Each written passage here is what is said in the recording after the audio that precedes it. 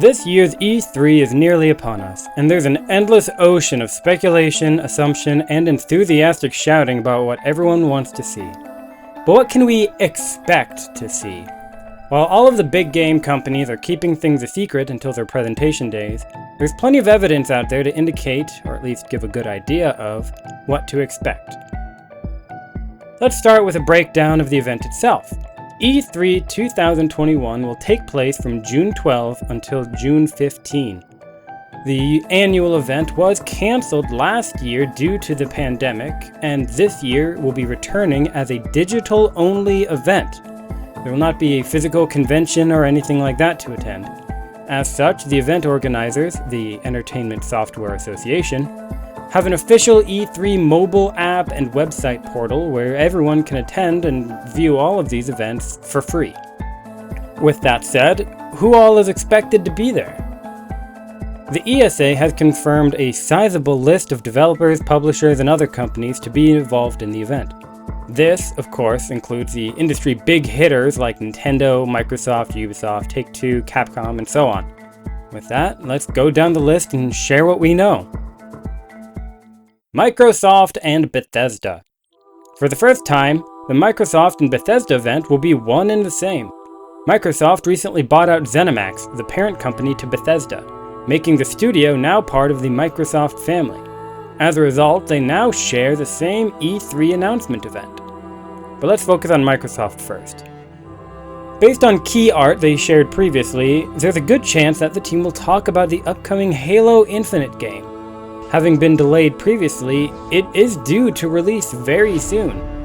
Odds are we'll get a release date on E3, probably marking it for holiday season of 2021. Beyond that, we expect a lot of world premiere reveals of that type, third-party games, something developed by studios that Microsoft owns, game trailers, etc. We do know that Microsoft has a new Fable game in the works, but from everything we've heard, there's no certainty we'll hear about it at all. It sounds like it's still quite a ways out. So what about Bethesda? Well, the popular game studio has been pretty busy these last couple of years with games like Fallout 76 and Elder Scrolls Online. But everything that has people's attention hasn't come yet. Bethesda, the publisher, has the upcoming game Deathloop being developed by Arcane, the guys who did Prey, for example. And we're still waiting to hear more about that. They also have an upcoming Elder Scrolls game that we haven't heard much about, and a new sci-fi RPG called Starfield that they announced a few years ago. The only thing we can say with any confidence, however, is that they might talk about Starfield. This is because the same promotional art used to show off Halo also had a very Starfield-looking graphic in the opposite corner. It bears a striking resemblance to literally the only other piece of media we have about the game. But it remains possible that the resemblance is unintentional. There's a fair chance that we will hear about a new or upcoming expansion to the Elder Scrolls Online, or possibly a free update type thing for Fallout 76, but we have no real evidence to support that right now. Either way, we'll find out on Sunday, June 13 at 10 a.m. Pacific time. That is when their official event will be held on the official Xbox media platforms. Sony. They won't be there. The ESA has confirmed that Sony will not be participating in the E3 event system. This follows a recently established trend by the makers of PlayStation, who have taken to hosting their own announcement events called State of Play. These pre-recorded live streams are dedicated to showcasing some new games and making announcements on Sony's behalf. Sony just recently held a State of Play showcasing various content relating to the next Horizon game, but at this moment we don't know if they have something else planned for closer to the E3 timeline. Nintendo. Nintendo will have a presentation at E3 this year. While an official date and time has not been announced yet, they traditionally like to take the last day of E3, that Tuesday, normally sometime in the middle of the day. We can expect to see Nintendo of America's current president, Doug Bowser, yes, that's his real name, in the presentation. And with Nintendo having a lot of exciting games coming up, we'll probably see something we'll like. They have Breath of the Wild 2, Splatoon 3, Metroid Prime 4, Pokemon Brilliant Diamond and Shining Pearl, and Pokemon Legends Arceus.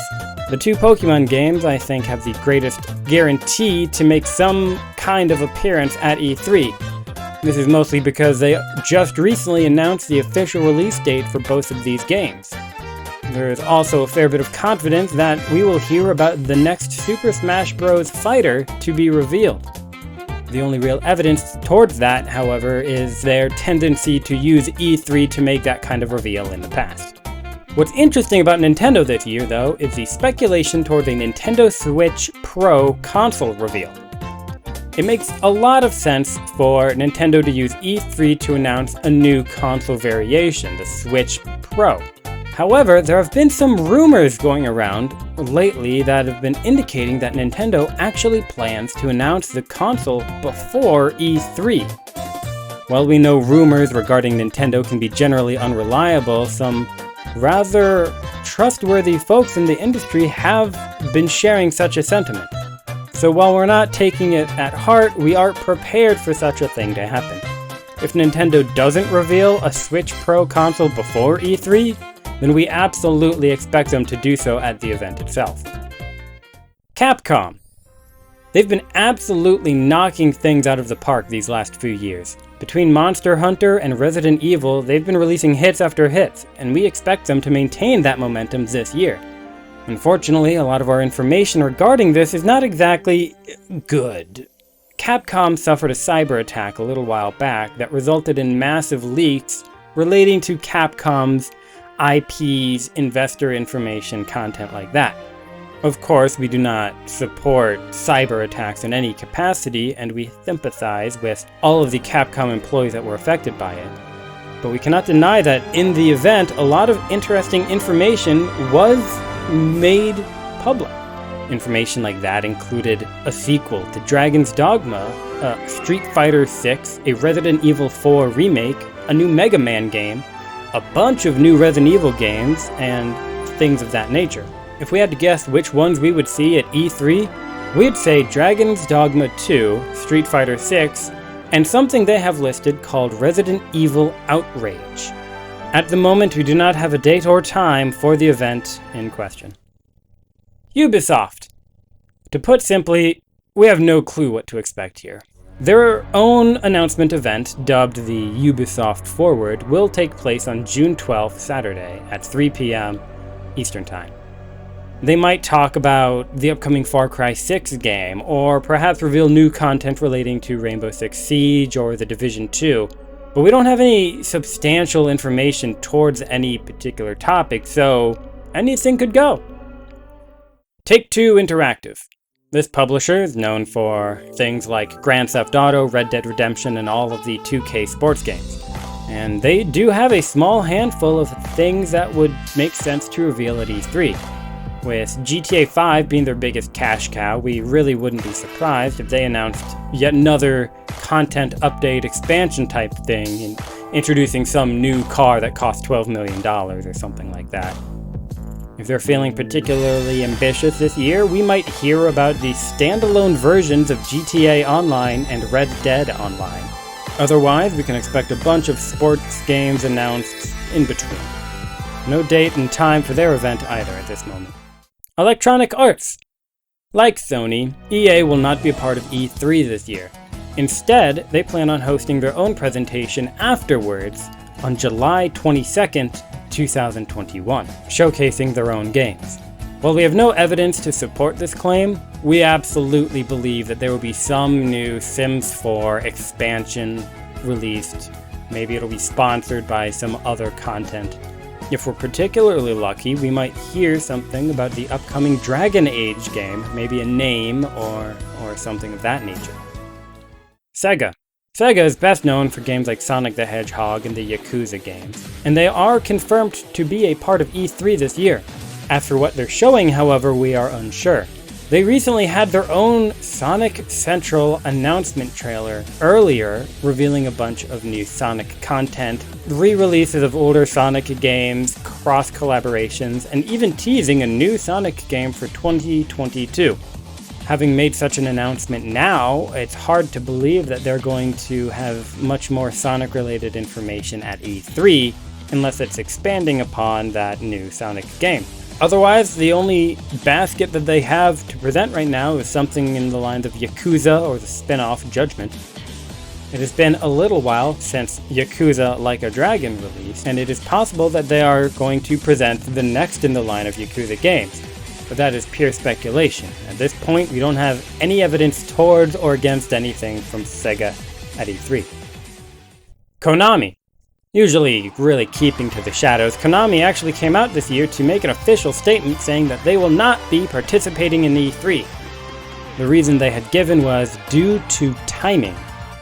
That makes us believe that they're simply not prepared to announce anything at this time, and we shouldn't expect a side announcement or anything of that nature right now. Square ENIX. The Japanese company, best known for Final Fantasy, plans to participate in E3. And while they don't have much, they do have something.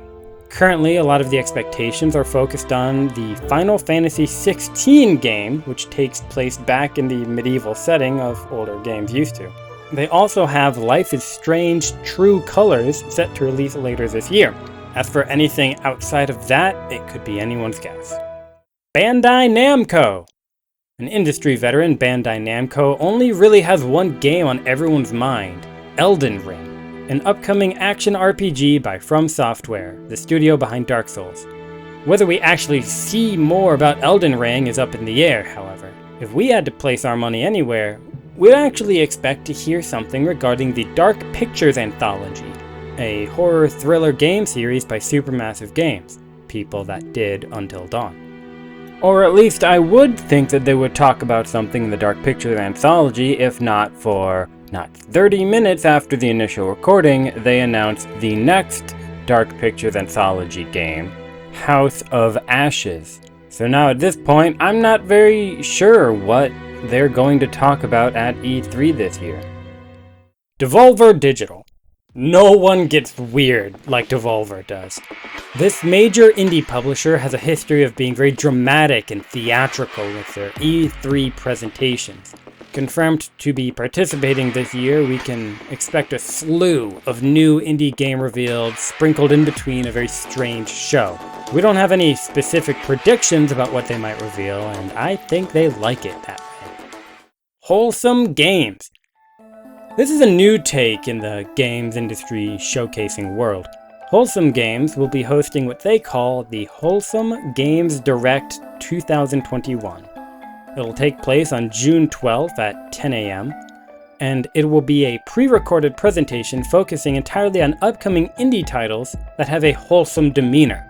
With all the violent, action-packed, and otherwise intense games out there, this does provide an interesting change of pace. So we can expect a bunch of colorful and cute indie game reveals, stuff like that. I personally look the most forward towards Bear and Breakfast, a bed and breakfast management game where you're a bear. Limited Run Games. This company focuses entirely on making physical re-releases of previously digital games. As such, their presence at E3 gives us an indication that they have some noteworthy digital games planning on being released. What these games are remains to be seen, and we have too many guesses to list, but they must be pretty interesting to merit going to E3. That's a lot of things to expect, and while we did our best to stay informed and accurate, all of this could be completely false. The only way of knowing for sure is watching the event yourself, or you can visit gamersunite.com after E3 and read up on all of the announcements. We'll be covering the games and their releases there. Let us know what you think will be revealed in E3 down in the comment section below, and subscribe to the channel for future E3 related coverage.